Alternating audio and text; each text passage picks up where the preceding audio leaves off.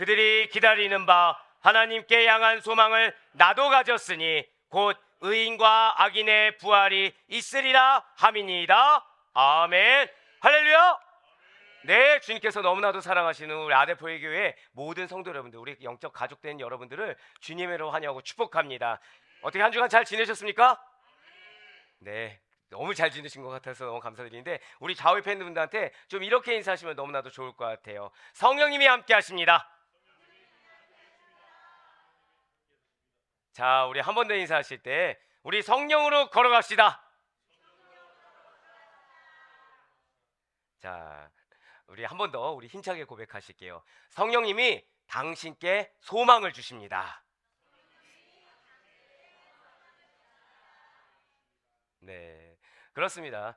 우리 각자에게는, 우리 모두에게는 지금 이렇게 인사드렸던 것처럼 소망이 있습니다. 여러분들 어떤 소망이 있으신가요? 예, 시작부터 팝송이 흘러나오기 시작했네요. 음은 알겠지만 가사가 모르는 팝송. 네. 그렇죠. 각자마다 차이는 있겠지만 이러이러한 것이 좀 이루어졌으면 좋겠다. 이러이러한 것이 좀 이제 응답쯤 됐으면 좋겠다라는 소망을 가지고 있다는 거예요. 누군가는 물질이 필요합니다. 누군가는 건강이 필요해요. 누군가는 지식이 필요합니다. 누군가는 사람이 필요해요. 또 누군가는 또 그 다른 사람이 변화되기를 좀 바랍니다. 누군가는 상황이 좀 바뀌기를 바래요. 감정적인 소망도 있습니다. 정서적인 소망도 갖고 있다라는 것이죠. 네, 그렇습니다. 지금 여러 가지를 말씀드렸지만 이 세상을 살아가는 누구라도 소망이 없는 사람은 단 한 사람도 없다는 거예요. 아니요, 목사님. 제가 노숙자 전도를 가보니까 노숙자분들 소망이 없다던데요. 아니요, 그분들의 소망이 있어요. 나는 소망이 없노라는 사람도 무엇이죠? 빨리 이 세상을 마감했으면 좋겠다는 소망을 가집니다. 네, 더 이상 살기 싫다라는 소망을 가진다는 거죠. 예, 소망이 없는 사람은 없다라는 거예요. 그렇다면 그 소망들이 이루어지고 나면 더 이상은 어떠한 바램이라는 것이 존재하지 않는 것입니까? 아니라는 거예요. 우리가 이루어지고 성취되기를 바라며 또 기도하고 있는 그 소망들은 궁극적인 소망이 아니라는 것이죠. 절대적이고도 참된 소망은 아니라는 것입니다. 그렇다면 무엇이 여러분과 저에게 참 소망이 되는 것입니까? 그것은 우리가 하나님의 심판대 앞에 섰을 때 부끄럽지 않는 모습으로 서는 것이에요. 심판날에 절 따라 고백하실까요? 나에게 최후 승리가 있습니다. 믿으십니까? 예, 나에게 심판날에 최후 승리가 있다라는 거. 이것이 우리에게 참된 소망이 된다는 것이죠. 그런데 이 참된 소망이라는 것이 때에 따라 변하는 아주 작은 소망이 아니라는 거예요. 너무나도 중요한 소망입니다. 너무나도 궁극적이고 놓치지 말아야 하며 변치 않는 소망이 된다라는 거예요. 진실로 모든 사람들은 마지막 날에 하나님의 심판대에 서게 돼요. 그런데 그때만이 하나님께서 여러분과 저에게 나는 너가 누군지 모르겠다. 너가 살아가면서 나를 위해서 과연 무엇을 했느냐? 라고 하나님이 나에게 질책 가듯이 부르신다고 한다면 그 얼마나 안타까운 일이 되겠습니까? 그와 같은 일은 추후에라도 벌어져서는 안 된다는 거예요. 여러분과 저는 그리스도입니다. 믿으십니까? 믿는 그리스도인들은 반드시 승리해야 돼요. 영적 전쟁에서 승리해야 됩니다. 우리를 믿음의 길에서 이탈하게 하는 어떤 사단의 세력에서 반드시 승리하여 최후 승리를 거두는 그날까지 절대적으로 하나님 안에만 거해야 된다는 사실, 믿음을 견지해야 된다는 사실을 놓치지 않을 수 있는 여러분과 제가 되길 간절히 소망합니다. 그렇습니다. 사랑하는 우리 성도 여러분들, 우리에겐 바로 그런 소망이 있어요. 최후 승리를 거두는 그날까지 심판대에서 완벽한 승리를 거두는 그러한 참 소망이 있는 우리는 지금 사순절을 보내고 있습니다. 사순절이란 어떤 날인가요? 예수 그리스도의 순환을 묵상하면서 그리스도의 고난에 동참하는 거예요. 자, 나는 지난 주간 한 1, 2주 동안 너무 힘들었다. 난 정말 고난이 지금 내 삶 가운데 닥쳐 있다. 있으신가요? 정직한 자가 한 5명. 그럼 다른 분들은 고난 두고 기도 안 해도 되는 겁니까? 자, 예. 나는 솔직히 난 지금 힘들다. 예, 제가 제일 크게 손 들었네요, 지금. 갑작스럽게 목 감기가 화가 가지고. 예, 같이. 네. 이상하게 여기지 마시길 바래요. 이상하게 여기지 마시길 바랍니다. 우리가 예수 그리스도의 고난에 동참한다고 하면 비단 육체적인 고난뿐만 아니라 마음, 심적인 고난이 올 수도 있고요. 생각 가운데 해결되지 않는 생각으로 인한 시험이 들 수도 있습니다. 근데 그걸 이상하게 여기지 말라는 거예요. 오히려 감사하게 여기시길 바랍니다. 아, 예수님께서는 이거보다 더한 고난을 겪으셨구나. 내가 이제 제대로 된 사순절을 정말 보내고 있구나. 아, 근데 예수님은 과연 그 고난을 무엇을 이겨내셨을까? 저를 따라 고백하실게요. 십자가. 그렇습니다. 십자가로 이겨내신 거예요. 어제 너무 힘이 드는 겁니다. 어제. 금요일 날 불사르고 나서 어떤 생각이 있었냐면 토요일 날 좀 쉬면 주일 날 이제 또 완쾌가 돼서 저희 가족들이 제 별명을 울버린이라고 하거든요. 회복력이 빠르다고. 그러면 되겠지라는 생각으로 금요일 날 쏟아 부었어요. 집에 가서 뻗었죠. 근데 어제 쉴 수 있었을까요? 없었을까요? 쉴 수 없었던 거예요, 어제. 아, 목사님 원래 못 쉬잖아요. 아니요, 저도 좀 쉬고 싶을 땐 쉬어야 되는데 어제 못 쉬고 말 많이 할 일 생기고요. 바깥 일에 많이 할 거 생기고. 근데 기도는 어땠을까요? 하나님이 거의 무릎을 강제로 꿇다시피 해서 기도는 계속 시키는 겁니다. 마음속으로 계속 불만이 나오는 거죠.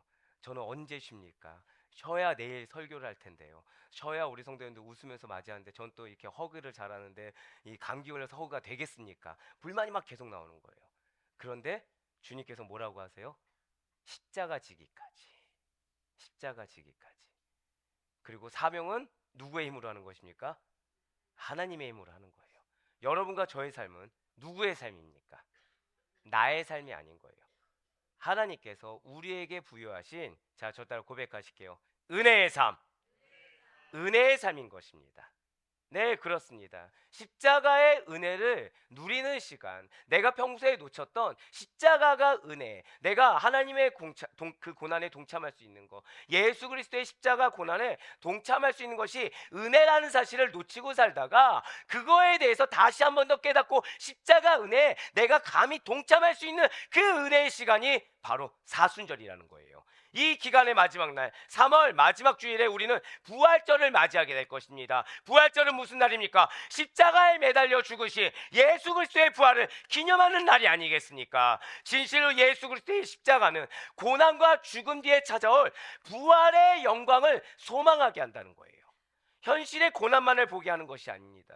그 고난 너머에 있는 부활의 영광, 승리의 영광을 소망하게 한다는 것이죠. 네, 그렇습니다. 우리에게 있는 것은 이 땅에 썩어질 것들을 바라고 원하는 죽은 소망이 아닙니다. 예수 그리스도를 믿는 여러분과 저에게는 부활을 믿는 믿음으로 말미암아 거룩한 산 소망이 있음을 반드시 믿으시길 바라겠습니다. 이러한 산 소망이 있는 우리에게 하나님께서 말씀을 허락하신다는 거예요. 그 말씀이 바로 성령으로 걸어가는 시리즈 24번째 시간을 통하여 성령의 소망, 성령의 소망이라는 제목으로 사도행전 24장 15절의 말씀을 허락해 주셨습니다. 오늘 말씀 우리 다 같이 한 번 더 봉독하도록 하겠습니다. 시작.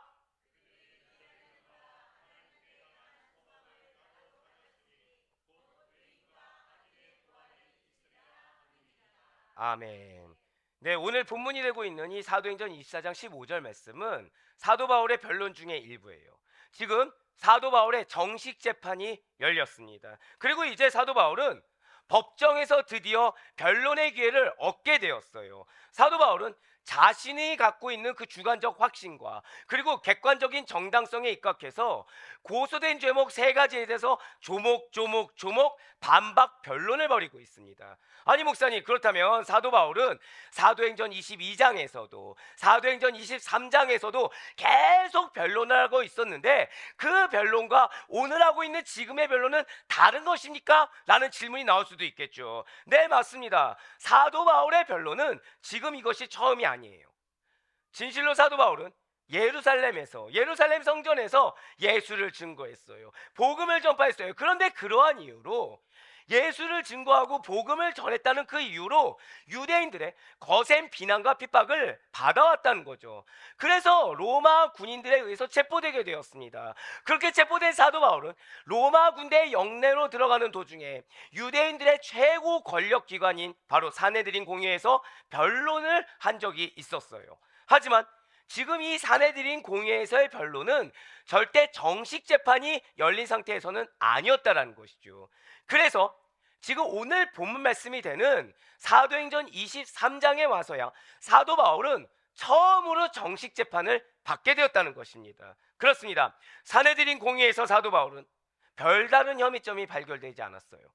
그럼에도 불구하고 사도 바울을 죽이고자 한 열혈 유대인들은 천부장 글라우디오 루시아를 부추겨서 이 사도 바울에 대한 살해 의지를 부추겼다는 것이죠. 그런데 정작 천부장에게는 권한이 없다는 거예요.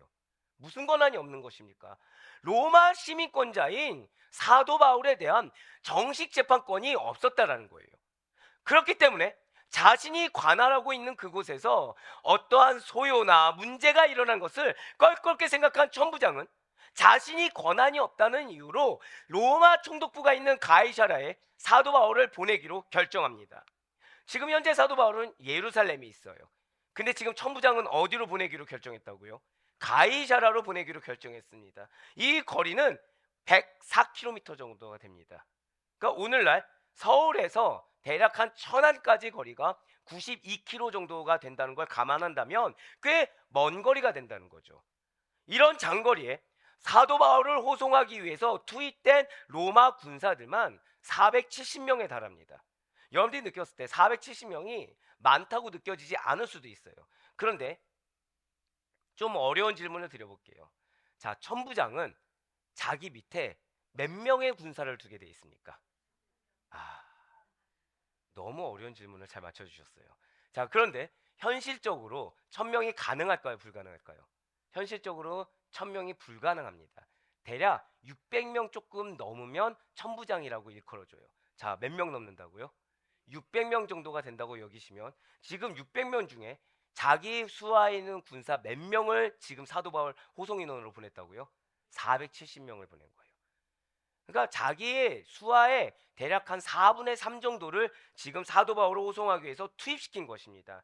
지금 이 정도는 굉장히 중차대한 강력 범죄자들을 이송할 때, 그러니까 로마 황제가 관심을 가지는 그 정도의 중차대한 강력 범죄자들을 이송할 때 정도의 무게감으로 사도 바울을 호송시켰다는 거예요. 짐승까지도 동원합니다. 이 짐승은 운송용 낙이나 말까지도 지금 동원했다는 거예요. 그렇게 철저한 준비를 마친 천부장은 사도 바울에 대한 정식 재판권이 있었던 로마 총독 벨릭스에게 일종의 서면 진술서와 같은 편지를 써서 사도 바울을 정식으로 재판해 달라고 보내게 됩니다. 그냥 보낸 것이 아니에요. 무엇을 같이 보냈다고요? 서면 진술서와 같은 편지를 같이 써서 보냈다라는 거죠. 바로 사도행전 23장 29절과 30절의 말씀입니다. 고발하는 것이 그들의 율법 문제에 관한 것뿐이요 한 가지도 죽이거나 결박할 사유가 없음을 발견하였나이다. 그러나 이 사람을 해하려는 관계가 있다고 누가 내게 알려주기로 곧 당신께로 보내며 또 고발하는 사람들도 당신 앞에서 그에 대하여 말하라 하였나이다 하였더라. 아멘. 29절을 보시면 편지 내용에 뭐라고 써 있습니까? 고발하는 내용이 그냥 율법 문제라는 거예요. 율법 문제면 로마 사람들과 관련이 있습니까? 없습니까? 전혀 없죠. 로마 사람들과 관련이 없습니다. 한 가지라도 지금 죽이거나 결박해야 될, 체포해야 될 사유가 있다고 하나요? 없다고 하나요? 결국 서면 진술서에는 사도 바울의 무죄함이 담겨 있습니다. 지금 그렇습니다. 사도 바울의 문제는 유대인들 사이의 종교 문제일 뿐이라는 거예요. 결박할 이유가 없다라는 것은 형사상 처벌을 받아야 할 대상이 아니다라는 의미라는 것이죠. 자, 지금 대체 사도 바울이 죄가 있다는 겁니까? 없다는 겁니까? 없다는 거예요. 없다는 거예요. 그럼에도 불구하고 사도 바울은 로마 법에 따른 정식 재판을 받게 되었습니다. 이 재판에 참여한 자들의 면면을 살펴보면 놀라울 수가 있어요. 사도행전 24장 1절의 말씀입니다. 닷새 후에 대제사장 아나니아가 어떤 장로들과 한 변호사 더둘로와 함께 내려와서 총독 앞에서 바울을 고발하니라. 아멘. 자, 지금 재판장이 누구냐? 재판장은 로마 총독 벨릭스입니다. 원고가 누구인가요? 원고는 바울의 고소인단으로 꾸려진 바로 대제사장 아나니아와 장로들입니다. 즉 유대인들의 지도층 인사들이 원고예요. 피고는 누구입니까? 바울이죠. 변호사는 누구입니까? 바울을 해하고자 하는 유대인들이 고용한 변호사 더들로입니다. 지금 굉장히 아이러니한 법정이에요. 지금 몇몇 분들이 지금 법 얘기가 나오니까 갑자기 동공이 흔들리기 시작하면서 초점을 놓치기 시작했는데, 좀 더 쉽게 말씀을 드릴게요. 지금 재판장은 로마 총독입니다. 그리고 바울을 고소한 사람, 바울이 무죄한데 법정에 세운 사람들은 유대인들의 지도층 인사들, 그러니까 장로들과 대제사장 아나니아입니다. 그리고 피고, 지금 죄가 있냐 없냐 판결을 받아야 될 사람이 바울이고요. 변호사가 누구라고요? 유대인들이 고용한 변호사 더들로라는 인물이라는 거죠. 자, 지금 그러면 재판장, 원고, 변호사 다 누구 편입니까? 다 한 통속이에요. 사도 바울의 대적자입니다. 저 재판에서 지금 사도 바울만 홀로 싸우고 있다는 거죠. 피고인 사도 바울의 편에 서서 함께 싸워줄 사람이라고는 전혀 없는 법정이라는 거예요. 마치 세상 가운데서 우리가 믿음의 길로 열심히 담대히 나아가려고 할 때 여러분들이 믿던 자조차도 여러분들의 편을 안 드는 것 같은, 홀로 복음을 증거해야 되고 홀로 믿음의 길을 견지해야 같은 그런 외로움을 느끼는 것과 동일한 상황이 지금 벌어졌다는 거죠. 그렇습니다. 사도 바울의 정식 재판이라는 것은 처음부터 불의한 재판이었습니다. 죄가 없는 무고한 자 사도 바울을 죽이고자 한 악의 무리들이 주도한 재판이 바로 지금 이 법정이라는 거예요. 사랑하는 여러분들, 재판이 무엇입니까? 재판이란 옳고 그름을 밝히고서 심판하는 거예요. 그리고 이러한 재판에 대해서 성경은 이렇게 얘기하고 있습니다. 모든 재판이 하나님께 속해 있다라고 강조하고 있다는 것이죠. 바로 신명기 1장 17절의 말씀입니다. 재판은 하나님께 속한 것인즉 너희는 재판할 때 외모를 보지 말고 귀천을 차별 없이 듣고 사람의 낯을 두려워하지 말 것이며 스스로 결단하기 어려운 일이 있거든 내게로 돌리라 내가 들으리라 하였고. 아멘. 지금 재판은 누구에게 속해 있다고요? 하나님께 속해 있어요. 모세오경부터 하나님께서 밝히신 것이 재판은 하나님께 있다는 것입니다. 하나님께 속하지 않는 재판이란 존재할 수가 없다는 거예요. 누가 정의와 공의를 그렇다면 실행하시는 분이십니까? 하나님 외에는 없는 줄 정말로 믿으시길 바라겠습니다. 죄인된 우리가 무엇으로 사람에 대해 공정한 잣대를 가지고 정의로운 판단과 심판을 내릴 수가 있겠습니까? 우리의 유일한 재판대 되시는 하나님께서는 불의한 재판을 엄중하게 경고하고 계시다는 거예요. 바로 레위기 19장 15절과 35절 말씀이 하나님의 재판이 불의한 재판을 어떻게 경고하는지에 대해서 이렇게 밝히고 있습니다. 레위기 19장 15절 말씀 먼저 보실게요. 너희는 재판할 때 불의를 행하지 말며 가난한 자의 편을 들지 말며 세력 있는 자라고 두둔하지 말고 공의로 사람을 재판할지며. 35절 말씀입니다. 너희는 재판할 때나 길이나 무게나 양을 잴 때 불의를 행하지 말고. 아멘. 왜 재판을 하나님께 속했다고 말씀하신 걸까요? 왜 정의와 공의를 내릴 분이 사람이 안 된다고 말씀하신 걸까요? 그 이유는 세상의 재판은요 전혀 소망이 없기 때문이에요.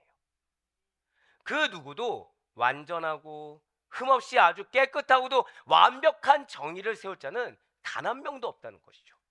오늘 사도 바울의 재판 역시도 마찬가지입니다. 지금 변호사 더들로의 고소는 굉장히 비양심적인 고소였어요.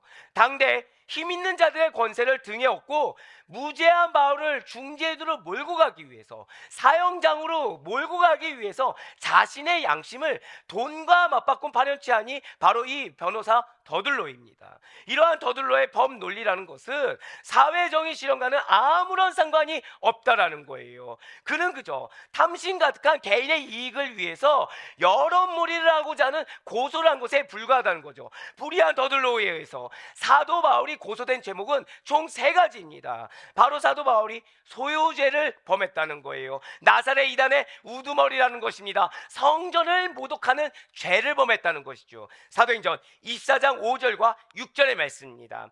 우리가 보니 이 사람은 전염병 같은 자라. 지금 사도 바울은 어떤 자라고요? 전염병 같은 자라고 하고 있어요. 천하에 흩어진 유대인을 다 소유하게 하는 자요 나사렛 이단의 우두머리라. 그가 또 성전을 더럽게 하려 함으로 우리가 잡았사오니. 아멘. 지금 사도 바울을 어떤 자라고 매도하고 있습니까? 전염병과 같은 자라고 매도하고 있어요. 그만큼 사도 바울이 전한 복음이 굉장히 빠르고 확실하게 유럽 전역으로 널리 퍼져만 갔기 때문에 그들의 눈에는 마치 전염병처럼 보였다는 것이죠. 하지만 그 복음 전파가 영혼을 구원한다는 사실을 인정하지 않았기 때문에, 그 복음을 믿어야지만 하나님의 백성이 된다는 사실을 믿지 않았기 때문에 그들은 전염병 같은 자라고 평가절하고 매도해서 표현했다는 거예요. 그러면서 더들로는 바울에 대해서 흩어진 유대인을 다 소유하게 하는 자, 요동케 하는 자라면서 소유죄를 지적하였습니다. 그런데 이것이 왜 무섭냐면, 당시에 로마법에 위법 판결을 받을 수 있는 정치 범죄 항목 중에 하나가 무엇이에요? 소유죄인 것입니다. 소유죄가 뭐라고요? 당시 로마법에 이것은 위법한 행위야, 이것은 정치적인 범죄야 라고 일컫는 여러 가지 항목 중에 하나가 소유죄라는 거예요. 그렇습니다. 지금 더들로는요, 벨릭스 총독에게 있어서 가장 민감할 수 있는 부분을 건드린 거예요. 몰라서였을까요? 알고 한 거죠. 이걸 건드리면 사도 바울을 무죄하다고 할 수 없을 거라는 걸 알고 있었다는 것입니다. 이걸 건드리면 천부장과 달리 로마 벨릭스 총독은 무언가 재판에 있어서 자기네에게 유리한 판결을 내릴 거야 라는 예측이 있었다는 것입니다. 분명히 천부장으로부터 받은 서면 진술서에는 어떤 내용이 있었습니까? 바울에게는 어떠한 형사상 처벌 요소가 없다라고 명시되어 있었어요.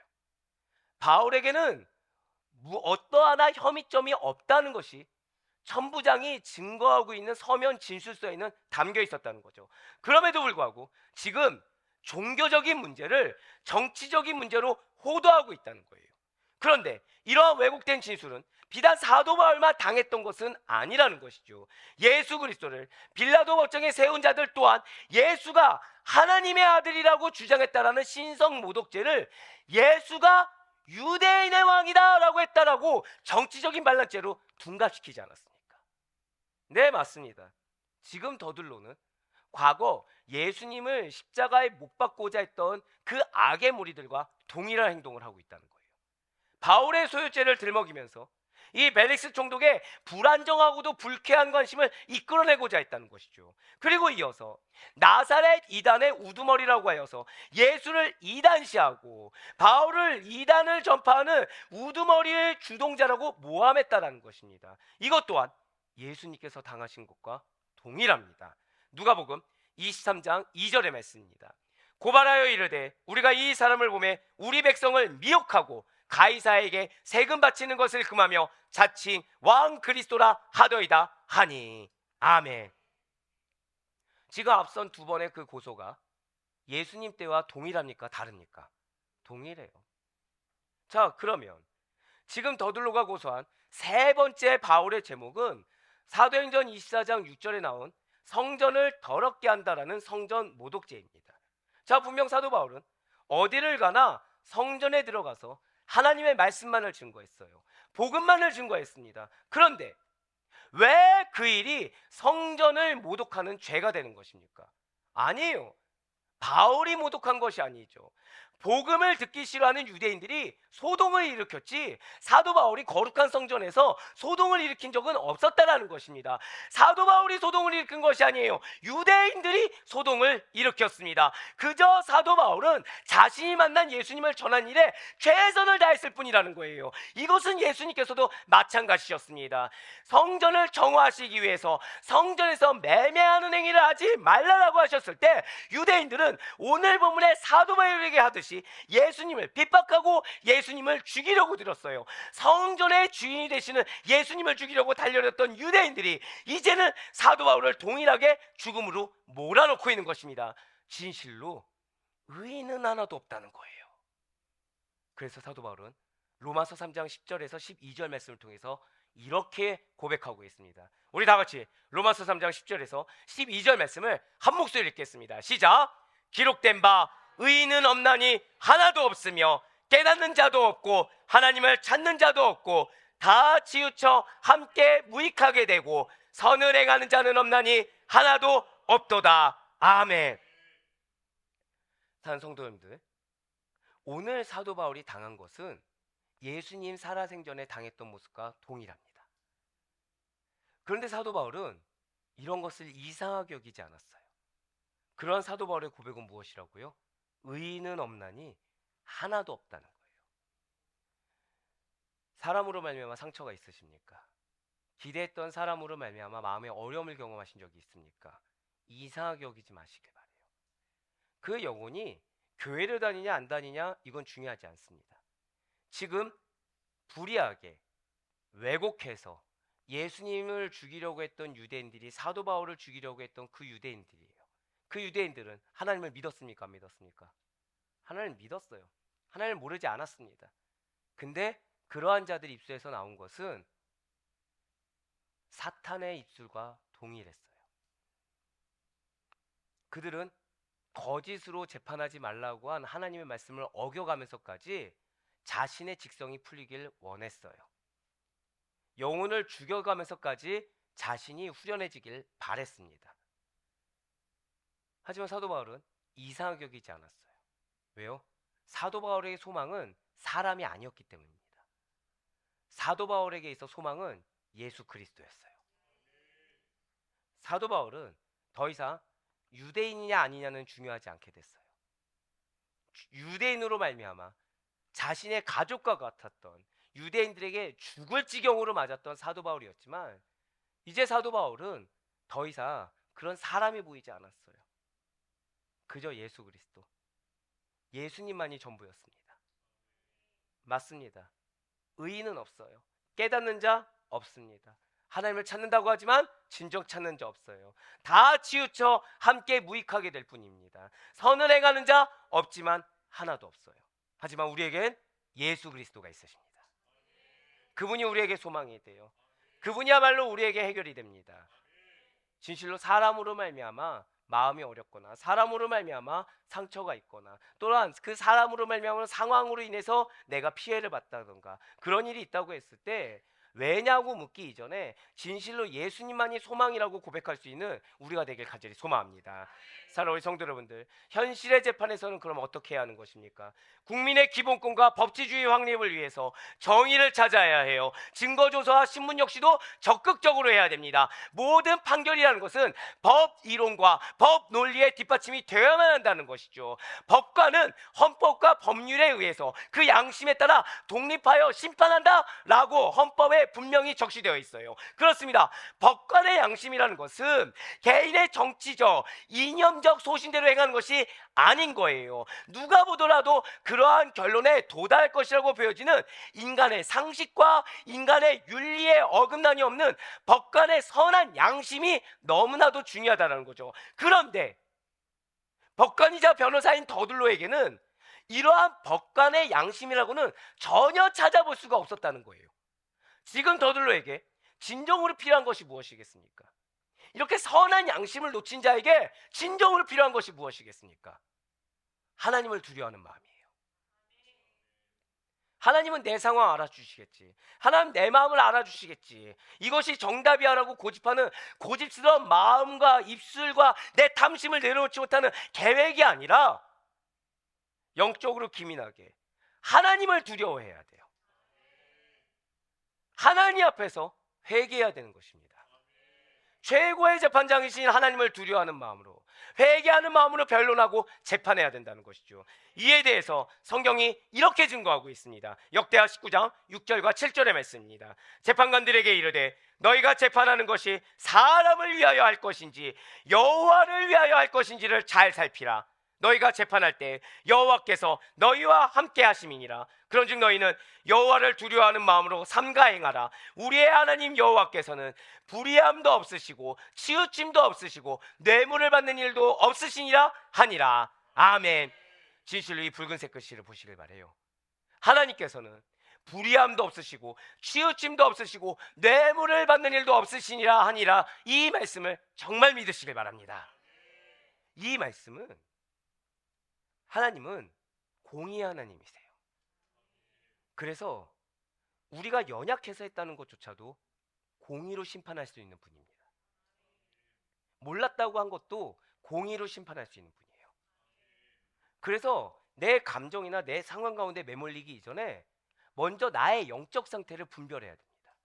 나의 영적 상태가 바르지 않다고 한다면 내가 아무리 정답을 갖고 있다고 하더라도 회개할 수 있어야 돼요. 하나님 앞에 설 수 있어야 됩니다. 하나님 명하신 사명을 감당할 수 있어야 돼요. 이것이 은혜인 줄 믿으시길 바랍니다. 내가 아무리 내 개인의 정답과 그리고 내 생각의 바른 길이라고 생각하더라도 하나님 보시기에 그런 것을 알아채지 못하고 문제가 문제인 거 알아채지 못한 상태에서 나의 감정의 해소만을 위해서 내 생각의 계획의 달성만을 위해서 달려간다고 한다면 그것이야말로 가장 불행한 일이 된다는 거예요. 오늘 사도 바울은 지금 이 말씀을 확신하고 있었어요. 하나님께서는 불의함이 없으시다. 하나님께서는 치우침도 없으시다. 하나님께서는 뇌물을 받는 일도 없으시다. 그렇기 때문에 사도 바울은 확신 가운데 담대할 수 있었어요. 사도 바울에게는 누가 보더라도 객관적으로 맞아! 그게 정답이야! 너 무죄하지! 라고 할 수 있는 정당성이 있었습니다. 그래서 사도 바울은 주관적 확신과 객관적인 정당성에 따라 오직 불의함도 없으시고 치우침도 없으시며 어떠한 뇌물도 받으신 일도 없으신 하나님 앞에서 당당하고 확신에 찬 언변으로 변론을 제기할 수가 있었다는 거예요. 그 내용이 사도행전 24장 11절부터 19절까지의 말씀이라는 것이죠.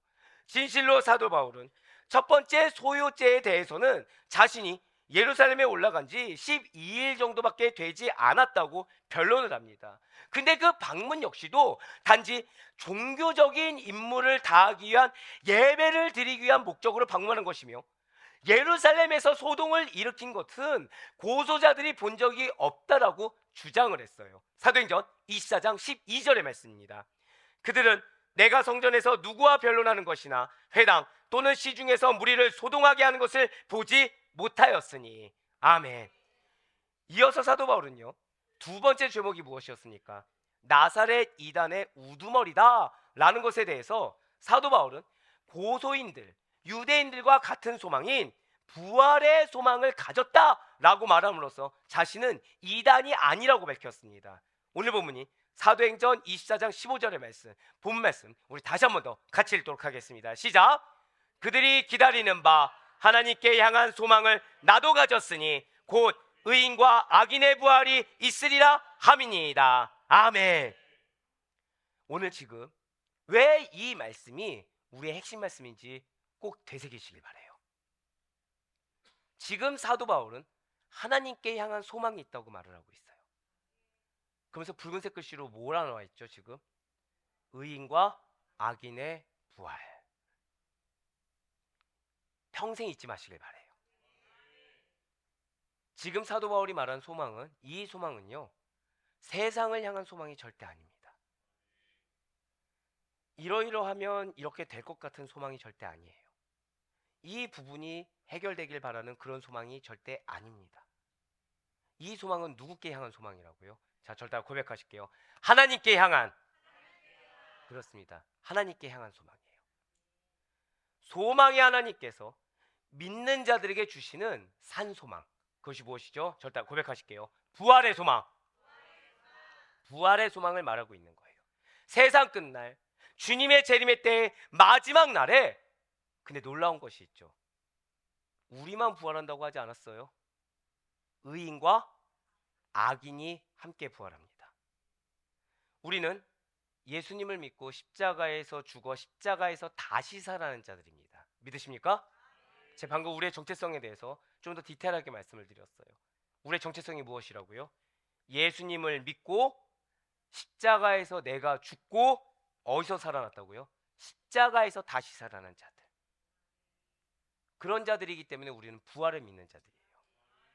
부활이 나에게 실제가 되고 있지 않습니까? 아, 내가 아직 나의 삶의 영역에 십자가에 못 박지 않는 영역이 있구나. 아, 아직까지 내 인생의 영역 가운데 십자가에 못 박은 영역이, 아직 못 박지 않은 영역이 존재하는구나라고 생각하셔야 됩니다. 하지만 우리는 분명한 사실은 예수님을 믿는 그 순간 우리의 옛 성품, 우리의 옛 것들은 십자가에 다 못 박혀 죽었습니다. 그리고 그 자리를 믿음으로 말미암아 살아나게 하셨어요. 나는 있습니까? 없습니까? 나는 없어요. 예수님만이 계십니다. 그래서 우리는 부활할 수 있는 자들이에요. 그런데 예수님을 믿지 않는 자들도 역시 마지막 날에 부활한다는 것이죠. 하지만 이러한 의인의 부활과 악인의 부활은 너무나 다르다는 거예요. 다르다는 말로도 부족할 정도로 어마어마한 격차가 있습니다. 의인은 영생을 위한 부활을 합니다. 악인은 절대 고백하실까요? 영벌을 위한. 그렇습니다. 영벌을 위한 부활을 하는 거예요. 요한복음 5장 29절 말씀을 통해서 예수님은 이렇게 말씀하셨습니다.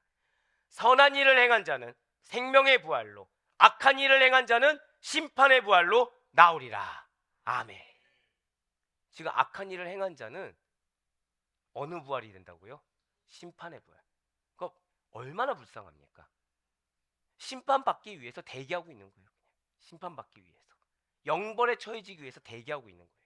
진실로 우리는 예수 그리스도의 얼굴을 마주 보듯이 하나님과 영원히 천국 복락을 누리며 살기 위해서 부활합니다. 하지만 악인은 다르다는 거예요. 예수님을 믿지 않기 때문에 악인들은 이미 심판을 받은 자들입니다. 믿으십니까? 그런 그들은 영원히 죽지 않고 지옥에서 벌을 받기 위해서, 영벌에 처하기 위해서 부활을 한다는 거예요. 부활을 왜 한다고요? 벌 받기 위해서. 영벌에 처해지기 위해서, 지옥불에 빠지기 위해서 부활한다는 거예요. 이 얼마나 끔찍하고 비참한 일입니까? 우린 이미 성경 곳곳마다 봐서 알고 있어요. 하나님께서 가라지를 미리 제거하십니까? 놔두십니까? 놔두세요. 왜요? 영벌에 처하게 하기 위해서. 양과 염소를 구분하십니다. 하지만 염소를 끝까지 놔두시죠. 왜 놔두시죠? 영벌에 처하게 하기 위해서. 그래서 악인의 형통을 부러워해서는 안 돼요. 그래서 악인의 무탈함을 부러워해서는 안 되는 것입니다. 그들은 무탈한 게 아니에요. 그들은 온전히 심판받게 하기 위해서 그대로 유기하신 거에 불과한 것입니다. 하지만 여러분과 저는 달라요. 여러분과 저는 전혀 다른 존재입니다. 혹시 하나님이 기도 제목을 주십니까? 감사하세요. 아, 난 유기당하지 않았구나. 혹시 기도할 수밖에 없는 환경을 주셨습니까? 감사하세요. 아, 나는 지금 영벌에 처해지는 자가 아니구나. 내가 위로를 받았든 아니요 내가 하나님 앞에서 억울하든 아, 나는 지금 하나님과 절대 고백하실게요. 나는 하나님과 소통하고 있습니다. 그걸로 감사하셔요. 사도 바울은 영벌이 아니라는 거 감사하고 있었어요. 영원히 벌받기 위해서 부활한다는 거 생각만 해도 치가 떨리고 정말 두려운 일이 아니겠습니까? 사랑하는 성도 여러분들, 사도 바울은 죽을 고비와 위기의 순간 속에서도 영벌이 아닌 영생을 위한 부활의 소망으로 험난한 고생길 가운데 넉넉히 이기고 승리할 수가 있었습니다. 무엇으로 승리할 수 있었다고요? 절대 고백하실게요. 나에게는 영생이 허락되었습니다. 그것이 소망이 됐다는 거예요. 그걸로 험난한 고생길 가운데 이길 수가 있었어요. 소망이 없는 자들은 노력도 헛되고 고생도 헛됩니다. 마음의 근심 걱정한 시간도 헛돼요. 하지만 사도 바울은 예수 그리스도를 믿는 자들에게만 허락된 그 소망, 바로 하나님의 영광에 참여할 수 있다는 소망 중에 즐거워하며 힘든 역경과 고난을 아무것도 이상하게 여기지 않고 담대히 이겨낼 수가 있었다는 것입니다. 그래서 사도 바울이 우리에게 이렇게 고백하고 있어요. 로마서 5장 5절의 말씀입니다. 소망이 우리를 부끄럽게 하지 아니함은 우리에게 주신 성령으로 말미암아 하나님의 사랑이 우리 마음에 부은 바 됨이니. 아멘. 여러분들 안에 주신 성령님은 하나님의 사랑을 경험하게 하십니다. 하나님의 사랑을 회복하세요. 하나님이 여러분들 사랑하신 사랑을 회복하세요. 그 사랑 가운데 거해서 사람이 보이거나 환경이 보이는 것이 아니라 여러분들이 받아 누려야 될 소망을 보세요. 사단은 그거를 막기 위해서 현재를 보게 할 것입니다. 사단은 그거를 막게 하기 위해서 과거의 트라우마를 떠올리게 할 것입니다. 사단은 그거를 막기 위해서 현재 내가 처한 얼마나 억울하고 얼마나 답답한지를 경험하게 할 것입니다. 하지만 하나님이 경험하게 한 건 그것이 아니에요. 사랑입니다. 여러분들을 사랑해서 죽기까지 희생한 사랑입니다. 여러분들에게 허락하실 은혜의 결실을 보게 하시고 경험하게 하신다 사실을 반드시 믿으시길 바라겠습니다. 그것이 무엇이에요? 영생이에요. 부활의 소망인 것입니다. 할렐루야. 그래서 진실로 믿음으로 의롭다함을 얻은 여러분과 저는 환난 중에도 소망을 가질 수가 있는 거예요. 사람들은 거짓말을 해요. 사람들은 약속한 것마저도 어기게 일수입니다. 하지만 자기가 피해자예요. 자기는 어긴 적이 없다고 생각해요. 약속한 적이 없다고 생각해요. 하지만 하나님께서는 성령을 통해 당신의 사랑을 깨닫게 하십니다. 성령을 통해서 그 사랑 안에서 거짓 없는 진실한 약속을 이루시는 분이 우리 하나님인 줄 믿으시길 바라겠습니다. 그러니 우리가 누구에서 회복해야 돼요? 하나님 안에서 회복해야 돼요. 진실로 하나님께서는 성령을 통해 예수 그리스도 안에서 이루실 산소망, 그러한 신실하고 완전한 부활의 약속을 성취하시는 분이세요. 부활의 소망이 없이는 믿는 자의 삶이 헛되겠죠. 믿음도 헛되요, 노력도 헛되요, 인생도 헛되겠죠. 하지만 소망의 하나님께서 우리 주 예수 그리스도 안에 거하는 우리들에게는 성령의 능력으로 그 소망의 하나님께서 우리에게 소망이 넘치게 하셨음을 믿으시기 바라겠습니다. 그래서 사도 바울이 우리에게 이렇게 권면하고 있어요. 로마서 15장 13절의 말씀입니다. 소망의 하나님이 모든 기쁨과 평강을 믿음 안에서 너희에게 충만하게 하사 성령의 능력으로 소망이 넘치게 하시기를 원하노라. 아멘. 우리가 기도를 해야 되는 이유가 여기에 있습니다. 기도를 왜 하시죠? 기쁠 때 하시나요? 물론 기쁠 때도 하겠죠. 대다수가 언제 하죠? 힘들 때 합니다. 괴로울 때 합니다. 인생의 문제가 해결되지 않을 때 합니다. 근데 그때 여러분들 누구를 의지하십니까? 어떤 하나님을 의지하십니까? 소망의 하나님을 의지하셔야 돼요. 그 소망의 하나님께서 지금 붉은색 글씨로 어떻게 하길 원하신다고요? 우리에게 성령의 능력으로 소망이 넘치게 하시기를 원하신다는 거예요. 그런데 여기서 사단이 개입을 합니다. 여기서 기가 막히게 틈을 타는 거예요. 성령의 능력으로 소망에 넘치게 하시길 원하는데 이 소망의 타겟을 살짝 바꾼다는 거죠. 사람을 보게 합니다. 환경을 보게 해요. 그러면서 사람에게 다시 한 번 더 소망을 갖게 합니다. 그러면 그 사람이 정말 소망이 됩니까? 아니요. 기가 막힐 정도로 이 사람이 나에게 절망을 준다는 거예요. 근데 이 사람이 절망을 줄 땐 배은망덕하게 절망을 주고요.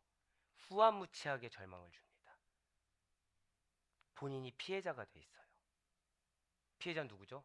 내가 피해자인데 본인이 피해자가 돼 있어요. 그러면 우리의 억울함은 어떨까요? 더 크겠죠. 근데 그럴 때 하나님이 우리에게 원하시는 반응은 소망의 하나님을 바라보라. 사람 보지 말라는 거예요.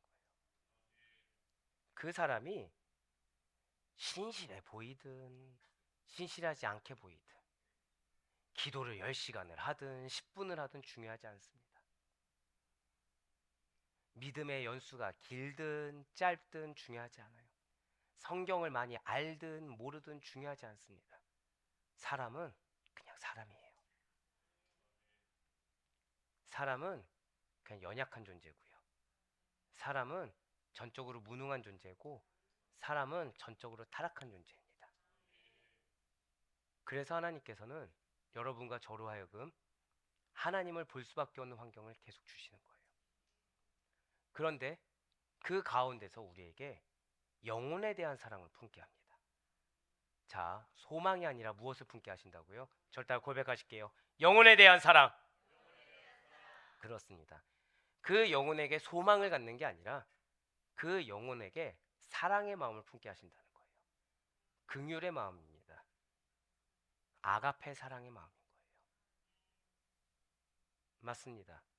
하나님께서는 여러분과 저에게 소망의 하나님을 보라고 말씀하시지 소망의 사람을 보라고 얘기하신 적이 없어요. 소망의 하나님을 보라고 하셨지 소망의 환경을 보라고 얘기하신 적이 없으십니다. 진실로 성령의 소망이 무엇이겠습니까? 하나님께서 성령을 통해 예수 그리스도를 믿는 그 모든 자들에게 주시는 부활의 소망인 것입니다. 결국 영혼에 대한 사랑을 품은 자가 무엇을 갖는 거예요? 부활의 소망을 갖게 된다는 거예요. 만약 이러한 소망이 없다고 한다면 여러분과 저는 무엇 때문에 이러한 고난과 역경을 인내함으로 참을 수가 있겠습니까? 소망이 없다면 우리가 무엇 때문에 예수 그리스도를 닮아가기 위해서 고군분투하며 누가 알아주지 않는데도 그 수많은 노력을 다하려고 하는 것이겠습니까? 사랑하는 우리 성도 여러분들, 혹시 소망이 없다고 여겨지십니까? 우리의 삶에 소망이 넘치게 할 유일한 방법은, 자, 절대 고백하실게요. 오직 성령의 능력으로만, 그렇습니다. 오직 성령의 능력으로만 가능하다는 사실을 반드시 믿으시길 바래요. 그래서 기도하세요. 정말 기도보다 앞서지 마시길 바래요. 여러분의 입술과 마음이 온전히 소망의 하나님께 집중되기 전까지, 100% 그분을 향하기 전까지는 말이나 어떤 언행을 먼저 하지 마세요. 끝까지 성령의 능력만 의지하시기 바랍니다. 그러면서 이제 사도 바울은 더들로에게 고소당한 세 번째 제목이 성전 모독죄에 대해서 이렇게 변론을 합니다. 바로 사도행전 24장 18절과 19절의 말씀입니다. 드리는 중에 내가 결례를 행하였고 모임도 없고 소동도 없이 성전에 있는 것을 그들이 보았나이다. 그러나 아시아로부터 온 어떤 유대인들이 있었으니 그들이 만일 나를 반대할 사건이 있으면 마땅히 당신 앞에 와서 고발하였을 것이요. 아멘. 사도 바울이 예루살렘 성전에서 소동을 일으킨 장본인이 되는 아시아로부터 온 어떤 유대인들은 지금 고발자로 나오지 않았습니다. 그렇기 때문에 고발자가 없는 성전 모독죄 자체는 성립이 불가능합니다 라고 지금 변론하는 거예요. 이에 따라 더들로는 지금 증인도 없이 고발한 것이기 때문에 그야말로 위증죄로 처벌받아야 마땅하다는 것이죠. 그래서 사도 바울은 더들로의 고소 내용을 완전히 부정하는 변론을 합니다. 여론몰이에 불과한 재판을 이제 정말 제대로 된 법리 재판으로 되돌려 놓았다는 거예요. 사도 바울은 변론 끝에 악인 벨릭스 총독을 하나님 앞에 두려워 떨게 만들었습니다. 사도행전 24장 25절의 말씀입니다. 바울이 의와 절제와 장차 오는 심판을 강론하니 벨릭스가 두려워하여 대답하되 지금은 가라. 내가 틈이 있으면 너를 부리라 하고. 아멘. 지금 벨릭스가 어떻게 해서 대답했다고요? 두려워해서 대답했어요. 사랑하는 우리 성도 여러분들, 사도 바울은 변론을 했습니다. 자신이 고소당한 세 가지 제목에서 무죄임을 밝혔어요. 바울이 전한 심판의 메시지는 당대 로마 총독이자 큰 권세와 능력을 과시하며 천하를 오려하던 벨릭스를 두려워서 떨게 만들었다는 사실을 잊지 마시길 바라겠습니다. 그렇습니다. 여러분과 저는 악한 세상을 두려워해서는 안 돼요. 악한 세상에 속한 자를 두려워해서도 안 되는 것입니다. 죽은 소망을 붙드는 자, 영벌에 처해지기 위해 부활한 자, 그러한 악인의 부활이 여러분과 저의 것이 아니라는 거예요. 다가올 심판에 대해서 자신이 저지른 행위에 관련하여 어떠한 심판을 받을 것인지 악인들은 그들이 당할 영벌을 두려워할 것입니다. 그러나 아직 회개의 기회가 있다는 거예요. 하나님을 두려워해야 돼요. 그분의 말씀을 믿고 소망의 주, 능력의 주가 되시는 예수 그리스도를 경외할 수 있어야 돼요. 진실로 하나님께서는 성령을 통해 믿는 저와 여러분에게 의인이 얻게 될, 악인이 아닌 의인이 얻게 될 영생의 소망, 부활의 참 소망을 주셨음을 믿으시길 바라겠습니다. 왜 내 눈앞에 불합리한 일이 있냐고요? 왜 나는 이런 어려운 상황과 어려운 사람들을 만나게 되냐고요? 바로 이거예요. 참 소망을 회복하라. 믿는 자라고 하면 영생을 바라보라는 거예요. 믿는 자라고 하면 부활을 소망하라는 거예요. 그 가운데 내가 그 부활에 참여한 자에 합당한지 아닌지 나를 둘러보라는 것입니다. 예수 그리스도를 믿는 믿음으로 십자가에서 죽었다고 하는데 정말 내가 십자가에 죽었는지, 아니면 십자가에서 죽은 사실 없이 옛것을 붙잡고 살아나려는 악한 생각과 행동을 하는 것은 아닌지 스스로를 분별하라는 것입니다. 눈앞에 놓인 환경과 상황에 매몰되어서 마음 어려운 가운데 마치 죽은 자와 같이 악인의 부활을 따라하는 그런 자들을 따라가지 말고 참 소망을 붙잡으라는 거예요. 성령의 소망, 부활의 소망이 저와 여러분의 것임을 믿으시길 바랍니다. 바로 이 소망이 우리에게 담대히 믿음으로 승리할 수 있는 힘이 된다는 사실을 정말 믿으시길 바라요. 왜 우리가 연약해져 있습니까? 왜 우리가 낙심해 있습니까? 이유는 하나예요. 내 안에 성령의 소망이 없기 때문이에요. 내 안에 부활의 소망이 없기 때문입니다. 내 안에 영생에 대한 소중함이 없기 때문이에요. 무엇이 중요하죠? 지금 내가 경험하는 게 너무 중요해요. 지금 내가 취하고자 하는 것이 중요해요. 지금 내가 이루고자 하는 것이 너무 중요한 거예요. 그러다 보니 무엇을 놓쳤다고요? 현실에 매몰되다 보니까 영생을 놓쳐버려요. 현실에 매몰되다 보니까 부활을 놓쳐버려요. 그러니 그 언행 가운데 나오는 것은 무엇입니까? 악한 세상의 것이 아니겠습니까? 사랑하는 성도 여러분들, 빨리 돌이키시길 바랍니다. 빨리 회복하시길 바래요. 우리에게 절대 놓치지 말아야 될 소망, 그것은 부활의 소망이에요. 영생의 소망인 것입니다. 그래, 바랄거나 없기는 불의한 세상 가운데서도 언제나 하나님만을 두려워함으로 선한 양심을 따라 성령의 충만한 능력을 힘입어 살아가시길 바랍니다. 그리하여 부활의 산소망을 붙드시고 예수 그리스도만 따라가시는 성령의 소망 가득한 영생에 대한 소중함을 절대 놓치지 않아 사도 바울과 같이 본질을 틀어놓지 않고 끝까지 그 영생의 소망을 부여한 자에 합당한 담대한 믿음으로 살아가는 여러분과 저의 삶이 될 수 있기를 주님의 이름으로 간절히 축원합니다.